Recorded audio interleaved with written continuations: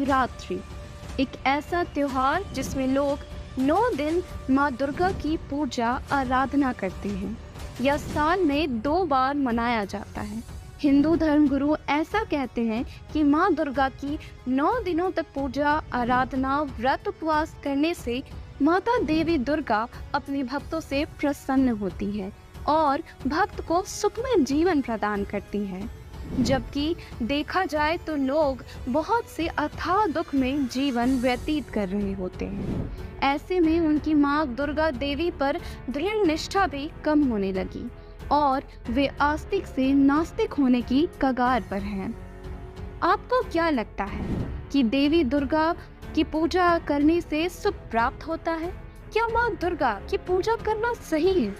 आइए आज के इस वीडियो में जानते हैं कि दुर्गा पूजा करना सही है या गलत। माँ दुर्गा की पूजा करने से सुख प्राप्ति नहीं होती। जहाँ आध्यात्मिकता और आस्था हर गली कूचे में बसती है, वहाँ नवरात्रि का त्योहार सिर्फ एक पर्व नहीं, बल्कि करोड़ों लोगों की भावनाओं और अरबों खरबों के बाजार का महासागर है।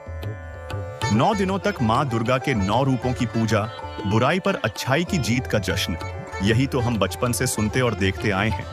लेकिन क्या इस भव्य आयोजन और कान फाड़ देने वाले लाउडस्पीकर के शोर के बीच हम उस असली संदेश को कहीं खोते जा रहे हैं जो देवी दुर्गा हमें देना चाहती थी? साल में यूं तो 4 नवरात्र आते हैं, पर हमारी दिलचस्पी और बाजार की रौनक सिर्फ चैत्र और शारदीय नवरात्रि में रहती है। बंगाल की भव्य दुर्गा पूजा और गुजरात के जगमगाते गरबा पंडाल इसी समय हमारी आस्था को एक इवेंट में बदल देते हैं। लेकिन क्या यह इवेंट मैनेजमेंट, यह दिखावा ही धर्म का असली सार है? आज सवाल यह नहीं है कि हम 4 नवरात्र के स्थान पर 2 नवरात्र क्यों मनाते हैं। सवाल यह है कि नवरात्रि क्यों मनाते हैं और हम इसे कैसे मनाते हैं। क्या सदियों से चली आ रही यह परंपरा आज भी पवित्र शास्त्रों के उतने ही करीब है जितना हम दावा करते हैं, या फिर यह भी हमारे उस इंफ्रास्ट्रक्चर की तरह है जिस पर भक्ति और परंपरा का सुनहरा पेंट तो चढ़ा है, लेकिन अंदर से उसकी नींव खोखली हो चुकी है? क्या देवी की उपासना के ये 9 दिन हमें वाकई में कोई शांति या शक्ति दे रहे हैं, या हम भी बस एक भीड़ का हिस्सा बनकर रीति रिवाजों की अंधी दौड़ में भागे जा रहे हैं? शारदीय नवरात्रि का यह पर्व अश्विन मास के शुक्ल पक्ष से शुरू हो रहा है, तो इस बार सिर्फ रंग बिरंगे कपड़ों और गरबे की थाप पर नहीं, बल्कि वेदों, गीता और पुराणों के उन पन्नों को पलट कर देखेंगे जिन्हें हम सुविधा के हिसाब से भूल चुके हैं। आइए पड़ताल करें कि हमारी आस्था और हमारी पूजा विधि में कितनी सच्चाई है और कितना अंधानुकरण। चलिए शुरू करते हैं और जानते हैं कि जिस शक्ति की हम आराधना कर रहे हैं, क्या हम उसके असली स्वरूप को समझ भी पा रहे हैं या नहीं। सवाल नंबर 1, नवरात्रि में क्या कलश स्थापना, दुर्गा सप्तशती के पाठ, व्रत, जागरण, कन्या पूजन और हवन जैसे कर्मकांड वाकई शास्त्र सम्मत हैं? दर्शकों, चलिए सबसे पहले इन क्रियाओं की ही पड़ताल करते हैं जिन्हें हम और आप मिलकर भक्ति का सबसे बड़ा सर्टिफिकेट मान बैठे हैं। कलश स्थापना, दुर्गा सप्तशती का पाठ, रात रात भर जागरण, कन्या पूजन और फिर डांडिया गरबा का वो न रुकने वाला सिलसिला। इन सब पर आस्था का ऐसा तगड़ा मुलम्मा चढ़ा है कि कोई सवाल ही नहीं उठाता। पर सवाल तो उठाना पड़ेगा, क्या इन क्रियाओं से साधक को सच में वो मिल रहा है जिसका उसे वादा किया गया है? और यहीं पर आकर हमारी आस्था और शास्त्रों के बीच एक गहरी खाई नजर आती है। सच तो ये है कि ये तमाम क्रियाएं जिन्हें हम पूरी श्रद्धा से कर रहे हैं, ये केवल लोक मान्यताओं और सुनी सुनाई बातों पर आधारित हैं। जब आप शास्त्रों के पन्ने पलटते हैं तो इन क्रियाओं का कोई स्पष्ट प्रमाण नहीं मिलता। जैसे रात रात भर चलने वाले जागरणों के विषय में सूक्ष्म वेद में कहा गया है, दुर्गा ध्यान पड़े जिस बगड़म ता संगति डूबे सब नगरम। जैसे किसी के घर पर ये दुर्गा का जागरण होना, तो पड़ोसी और भी जिसका थोड़ा सा जो तो उन्होंने क्या करे, ए जी हमारा भी कर दियो तड़के, हमारा भी रख दो, हम भी एक जागरण करवाएंगे। क्यों देखा देखी हम करते ही हैं, भगवान का ज्ञान तो हमें है नहीं। और उनके सुरीली आवाज और बड़े गाने बजाने सब तरह के अट्रैक्शन होता है। अब वहाँ क्या था, एक बार इस दास को भी अवसर मिला एक जागरण की थोड़ी सी झलक देखने का। जब नाम ले लिया था ज्ञान हो गया था। एक भक्त हमारा तो थोड़े से भगते उसके घर पे गया हुआ था शाम को। फिर वो थोड़ी देर पाछा उनके वो ढोलक से बाजन लग गए। मैंने पूछा ये क्या हो रहा है? कि दुर्गा का जागरण होगा यहाँ पे।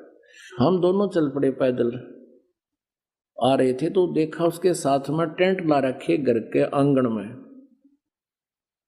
और वहां दुर्गा का वो जागरण शुरू हो रहा। अब एक स्पेशल बुला रखा वहां जागरण करने वाला जो गायक, और उसका अलग से एक रेजिडेंस टेंट में बना रखा, गर्मियों के दिन थे। तो वहां शुरू कर रखे, सारे बोलो जय माता दी, अगले बोलो जय माता दी, पिछले बोलो जय माता दी। मैं नहीं सुनिया जय माता दी। वो तो नेक बनो कहते मैं नहीं सुनिया, सारे जोर तो बोलो जय माता दी। अब वो न्यू करता करता सारे बोलो जय माता, वो टेंट में खिसक गया। और वो मेरा साथी ने बोला आज दिखाऊंगा आपको इस, वो टेंट हटा लिया हमने बाहर से, थोड़े से नु देखने लगे। वो पहले तो उसको देख रहे थे वो गाने गाओ, तो फिर इधर गया तो फिर दूसरी वो कनात के सारा देखे के कर रहे। उसने वहाँ पौवा निकाला एक आधा बोतल उसका शराब का, दराज मत है, और वह कैंपा खोली, गिलास में दोनों डाले और गट दही करके ने बोला पी के। मैं नहीं सुनिया, इतने कड़े सुनेगा लाली बेटी, मैं नहीं सुनिया, सारे बोलो तेरा गजब है। अब परमात्मा कहते हैं दुर्गा ध्यान पड़े तिस बगड़म ता संगति डूबे सब नगरम। दर्शकों, बात सिर्फ पूजा पाठ जागरण तक ही सीमित नहीं है। नवरात्रि में 9 दिनों तक व्रत रखना पुण्य का काम माना जाता है। हम शरीर को कष्ट देकर ईश्वर को खुश करने की कोशिश करते हैं, लेकिन क्या आप जानते हैं कि श्रीमद् भगवद गीता में व्रत रखने के लिए साफ मना किया गया है? देखिए, गीता जी से ये प्रमाण पवित्र गीता जी के अध्याय 6 के श्लोक 16 में प्रमाण है कि हे अर्जुन, योग न तो बहुत खाने वाले का और न बिल्कुल न खाने वाले का तथा न बहुत शयन करने के स्वभाव वाले का और न सदा जागने वाले का ही सिद्ध होता है। दर्शकों, इन अधर्मी लोगों का ये आचरण मानव जीवन के नाश का कारण बन रहा है। दर्शकों, इससे यह साफ है कि व्रत मनमाना आचरण ही है। रामायण में भी स्पष्ट लिखा है कि जो मनुष्य अलग अलग तरह के व्रत करता है उनकी क्या दुर्गति होती है। देखिए ये प्रमाण पृष्ठ नंबर 242 पर लोमस ऋषि की चौपाई है। उसमें लोमस ऋषि बता रहे हैं कि उन्होंने 1000 वर्षों तक एकादशी का व्रत किया और अंत में मक्खी का जन्म लिया। सर्वप्रथम इतवार का व्रत किया, उससे चील का जन्म मिला। मंगल का व्रत अनेक प्रकार के रूपों में रहा, उससे मुझे सुअर का शरीर मिला। उसके बाद तीज का व्रत किया, उसके कारण मैंने कुत्ते का जन्म प्राप्त किया। इसके बाद नियम से प्रदोष व्रत रखा, उसके कारण गधे का जन्म लिया। नवमी तथा अष्टमी का व्रत किया, उससे मुझे चूहे का जन्म मिला। इसके बाद अनंत चौदस का व्रत किया, उससे मुझे ऊंट का जन्म मिला।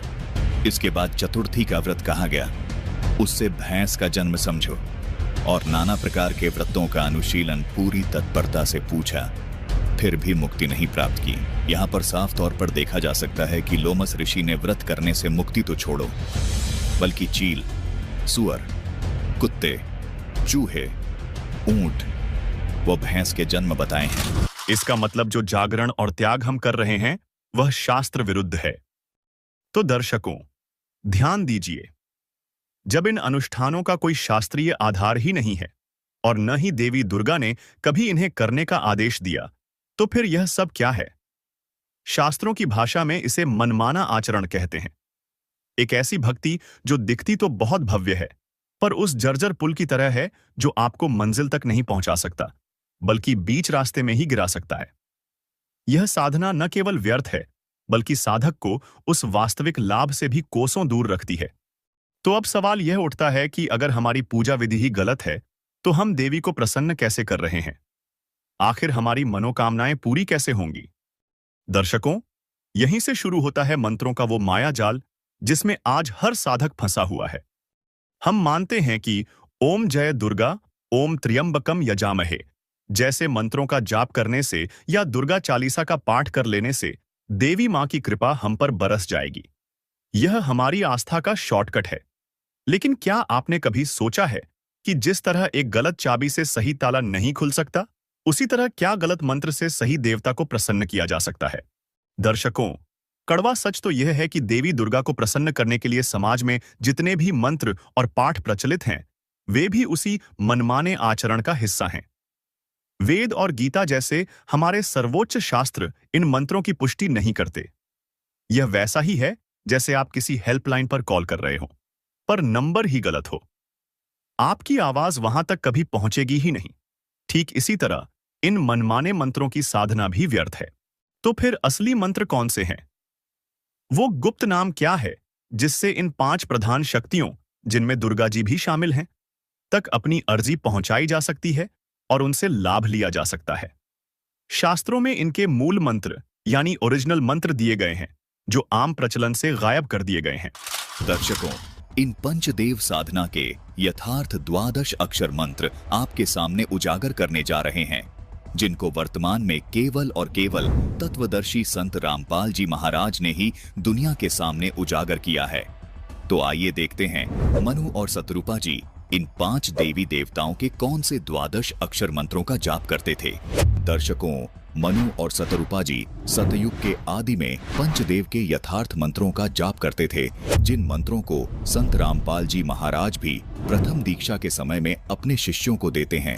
इन 5 देवों के मंत्रों के 12 अक्षर मंत्र इस प्रकार हैं, जिनका जाप मनु और शतरूपा जी करते थे। ओम किलिम हरिम श्रीम सोहम। अगर हमारे मंत्र गलत हैं और हम सही मंत्रों का जाप करने भी लगें, तो क्या इससे हमारी सबसे बड़ी समस्या प्रारब्ध यानी हमारे पिछले कर्मों का वो लेखा जोखा, जिसे हम आम भाषा में किस्मत कहते हैं, हल हो जाएगी? दर्शकों, हर साधक नवरात्रि की पूजा इसी उम्मीद से करता है कि मां दुर्गा उसके प्रारब्ध के बुरे कर्मों को काट देंगी और भविष्य के संकटों से उसे बचा लेंगी। यह हमारी आस्था की सबसे बड़ी डील है। 9 दिन का व्रत, पूजा और जागरण, और बदले में संकटों से सुरक्षा। लेकिन क्या यह डील उतनी ही पक्की है जितना हम मानते हैं, या यह भी एक और धोखा है? जब आप शास्त्रों की गहराई में उतरते हैं तो एक और चौंकाने वाली सच्चाई सामने आती है। सच्चाई यह है कि देवी दुर्गा और त्रिदेव ब्रह्मा, विष्णु, शिव भी आपके प्रारब्ध कर्मों को बदलने या आने वाले संकटों को टालने में समर्थ नहीं है। श्रीमद् देवी भागवत 3रा स्कंद।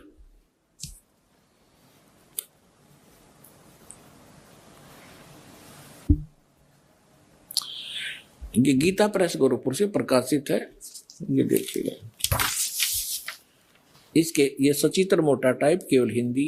123 पृष्ठ पर ले चलते हैं आपको, बिल्कुल 2 मिनट में सारी कहानी समझ में आ जाएगी। 123 पृष्ठ पे ये 3रा स्कंद हो गया। श्रीमद् भगवद गीता के अध्याय 8 श्लोक 16 में यह बात साफ साफ लिखी है कि ब्रह्मलोक तक के सभी लोक और उनमें रहने वाले सभी देवी देवता जन्म मृत्यु के चक्र में बंधे हैं, यानी वे खुद अपने कर्मों के बंधन से मुक्त नहीं हैं। तो दर्शकों, अब आप खुद सोचिए, जो देवता स्वयं जन्म मरण और कर्म के चक्र में फंसे हैं, वे अपने भक्त को इस चक्र से कैसे मुक्त कर सकते हैं? यह तो ऐसा ही हुआ जैसे कोई खुद कर्ज में डूबा हो और आप उससे अपनी गरीबी दूर करने की गुहार लगा रहे हो। इससे यह शीशे की तरह साफ हो जाता है कि हमारी यह पूजा विधि न तो हमारे प्रारब्ध को बदल सकती है और न ही आने वाले संकटों को टाल सकती है।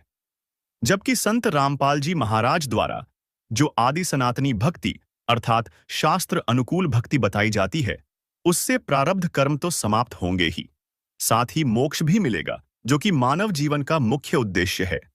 तो दर्शकों, अब हम उस मुहाने पर आ खड़े हुए हैं जहां हमें यह जानना है कि आखिर वो कौन सी परम शक्ति है जो हमारे कर्मों के बंधन को काट सकती है। लेकिन इस सवाल का जवाब खोजने से पहले एक और बड़ा धमाका होना बाकी है। क्या हो अगर संत रामपाल जी महाराज आपसे कहें कि स्वयं देवी दुर्गा भी नहीं चाहती कि आप उनकी भक्ति करें? यह सुनने में अविश्वसनीय लगता है ना? पूरा हिंदू समाज जिस देवी की पूजा अर्चना में डूबा है, क्या वो खुद अपनी पूजा के लिए मना कर सकती हैं? जब आप श्रीदेवी महापुराण के 7वें स्कंध के पन्ने पलटते हैं, तो एक ऐसा संवाद सामने आता है जो हमारी पूरी आस्था की नींव हिला सकता है। इसमें स्वयं देवी दुर्गा राजा हिमालय को अपनी पूजा करने से रोक रही है और उन्हें एक ब्रह्म की उपासना करने का उपदेश दे रही है। यकीन नहीं होता ना? तो यानी जिस देवी को हम पूज रहे हैं, वह खुद किसी और की तरफ इशारा कर रही है। लेकिन कहानी यहीं खत्म नहीं होती, बल्कि और भी गहरी हो जाती है। जब आप श्रीमद् भगवद गीता को खंगालते हैं तो पता चलता है कि यह ब्रह्म, जिसे गीता ज्ञानदाता या काल भी कहते हैं, भी अंतिम शक्ति नहीं है। गीता अध्याय 18 श्लोक 62 में गीता बोलने वाला ब्रह्म अर्जुन से कहता है कि अगर परम शांति और सनातन धाम चाहिए तो उस परमेश्वर की शरण में जाओ। वह अपनी नहीं, किसी और की शरण में जाने को कह रहा है। और तो और अध्याय 15 श्लोक 4 में वह स्वयं यह स्वीकार करता है कि मैं भी उसी आदि पुरुष परमेश्वर की शरण में हूं। दर्शकों, इस पहेली को समझिए। देवी दुर्गा ब्रह्म की भक्ति करने को कह रही हैं और ब्रह्म स्वयं किसी परम अक्षर ब्रह्म की शरण में है तथा उसी परमेश्वर की शरण में जाने को कह रहा है। यह हमारी भक्ति का सबसे बड़ा ब्लैक बॉक्स है, जिसे हमसे छिपाया गया। हम तो बस बीच के मैनेजमेंट में ही उलझ कर रह गए, जबकि असली मालिक कोई और है। सवाल नंबर 3, वह पूर्ण परमात्मा, वह परम अक्षर ब्रह्म कौन है? और सबसे महत्वपूर्ण, आज के इस दौर में वह तत्वदर्शी संत कौन है जो हमें उस परम शक्ति तक पहुंचने का सही और सीधा रास्ता दिखा सकता है? तो दर्शकों, अब हम उस अंतिम और सबसे बड़े सवाल पर पहुंच चुके हैं, जिसका जवाब हमारी पूरी आध्यात्मिक यात्रा को एक नई दिशा दे सकता है। हमारे समाज में परमात्मा के नाम पर एक अजीब कंफ्यूजन फैलाया गया है। कोई शिव को, कोई विष्णु को, तो कोई देवी दुर्गा को ही पूर्ण परमात्मा मानकर पूज रहा है। यह एक ऐसा चक्रव्यूह है जिसमें हमें जानबूझकर फंसाया गया है ताकि हम कभी उस एक असली मालिक तक पहुंच ही न पाएं। तो वह पूर्ण परमात्मा, वह परम अक्षर ब्रह्म कौन है जिसकी भक्ति से कर्म बंधन समाप्त होते हैं? दर्शकों, संत रामपाल जी महाराज ने बताया है कि हमारे ही पवित्र सदग्रंथ इसका सीधा और स्पष्ट जवाब देते हैं। वह पूर्ण परमात्मा है कबीर साहिब। दर्शकों, यह कोई सुनी सुनाई बात नहीं, बल्कि संत रामपाल जी महाराज इसका प्रमाण हमारे वेदों से, सर्वधर्म ग्रंथों से, परमात्मा प्राप्त संतों की वाणियों से देते हैं, जो साफ तौर पर कबीर साहिब को ही सृष्टि का रचनहार और सभी पापों का नाश करने वाला बताते हैं। कबीर परमेश्वर ही वह एकमात्र शक्ति है जो साधक के प्रारब्ध के पाप कर्मों के पहाड़ को भी जलाकर राख कर सकते हैं और आने वाले हर संकट को टालने में पूरी तरह सक्षम है। तो चलिए आपको संत रामपाल जी महाराज के तत्व ज्ञान का एक अंश दिखाते हैं। दर्शकों, वीडियो में आगे बढ़ने से पहले हम यह जान लेते हैं कि प्रारब्ध कैसे बनता है और प्रारब्ध प्राणी का कैसे बनता है। हमारे जन्म जन्मांतर के पुण्य और पाप यहाँ के न्यायाधीश धर्मराज के दरबार में डिपॉजिट है और वहाँ से वो एवरेज निकाल लेता है। एवरेज भाई 20% पाप 20% पुण्य, यानी 50% पाप 50% पुण्य। तो जिसके पुण्य गणे हैं वो पुण्य ज़्यादा आएंगे पहले, तो फिर वो पाप आएंगे। तो दोनों को मिलाकर एवरेज ले लिया। किसी का 20% पुण्य बनते हैं तो किसी के 80% पाप, क्योंकि उसके पाप ज़्यादा हैं। तो ऐसे दर्शकों, अभी आपने संत रामपाल जी महाराज के अमृत वचनों से जाना कि प्रारब्ध कर्म बनते कैसे हैं, और अब जानते हैं वेदों के अनुसार प्रारब्ध कर्मों में संकलित पाप कर्मों को कैसे नाश किया जाए। तो चलिए अब हम अपने पवित्र वेदों में ही देखते हैं कि परमात्मा पाप नाश कर सकता है या नहीं। देखिए यजुर्वेद अध्याय 8 मंत्र 13।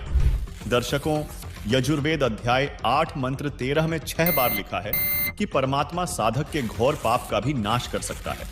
स्वयं पढ़िए यजुर्वेद अध्याय 8 मंत्र 13, जिसमें लिखा है कि वेदों को बोलने वाला ब्रह्म कह रहा है कि हे पूर्ण ब्रह्म, आप सत भक्ति करने वाले भद्र पुरुष संत ऋषि द्वारा किए हुए पाप के क्षमा अर्थात विनाश करने वाले हो। साधारण व्यक्ति के किए हुए पाप के विनाश करने वाले हो। सत भक्ति चाहे पिता करे, उस पिता के किए हुए पाप के विनाश करने वाले हो। शास्त्र अनुकूल साधना चाहे कोई स्वयं करे, उसके अपने किए हुए पाप के विनाश करने वाले हो। और तो और आप पाप के पाप अर्थात घोर पाप के विनाश अर्थात क्षमा करने वाले हो। जो सतभक्ति करने वाला पाप चाहे शिक्षित अर्थात पंडित या अशिक्षित करे, उसके तथा सर्व सतभक्ति स्तुति करने वालों के पाप के विनाश करने वाले। सभी सदग्रंथों के अनुसार एक पूर्ण परमात्मा कबीर जी की सत भक्ति का सच्चा और शास्त्र सम्मत मार्ग पूरे विश्व को प्रदान कर रहे हैं।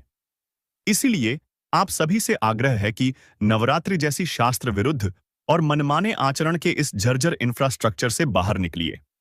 जिस तरह एक जर्जर पुल आपको मंजिल तक नहीं पहुंचा सकता, उसी तरह यह मनमानी भक्ति आपको मोक्ष नहीं दिला सकती। इसलिए तत्वदर्शी संत रामपाल जी महाराज से नाम दीक्षा लेकर पूर्ण परमात्मा कबीर जी की शास्त्र सम्मत भक्ति करें और इस अनमोल मानव जीवन के असली लक्ष्य यानी पूर्ण मोक्ष को प्राप्त करें। रामपाल जी महाराज जी के बारे में कोई भी जानकारी प्राप्त करनी है तो आप संत रामपाल जी महाराज जी के ऑफिशियल यूट्यूब चैनल संत रामपाल जी महाराज से प्राप्त कर सकते हैं। दर्शकों, आज की वीडियो में सिर्फ इतना ही। फिर मिलते हैं एक और नई वीडियो के साथ। दर्शकों, इस वीडियो के बारे में आपकी क्या राय है हमें कमेंट बॉक्स में ज़रूर बताइए। अगर आपको ये वीडियो अच्छी लगी हो तो वीडियो को लाइक ज़रूर कीजिए। अगर आप चैनल पर नए हैं तो चैनल को सब्सक्राइब करके ऑल नोटिफिकेशन को भी ऑन कर लीजिए, जिससे आपको हमारी हर नई वीडियो की नोटिफिकेशन मिलती रहे सबसे पहले। धन्यवाद।